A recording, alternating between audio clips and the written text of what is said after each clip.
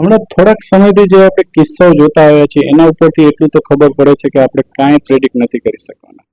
આપણી સાથે નેક્સ્ટ સેકન્ડમાં શું થશે એ આપણને ખબર જ નથી કે આપણે કયું વેકેશન છેલ્લું હશે, કઈ ફ્લાઇટ આપણી છેલ્લી હશે કે કઈ જમવાની થાળી છેલ્લી હશે એ આપણને નથી ખબર. તો આવા માહોલમાં આપણે શું કરવું જોઈએ? તો આપણે આપણા બીજી શેડ્યુલમાં ફ્યુચરના પ્લાનો બનાવીને આપણે આજને જીવતા નથી.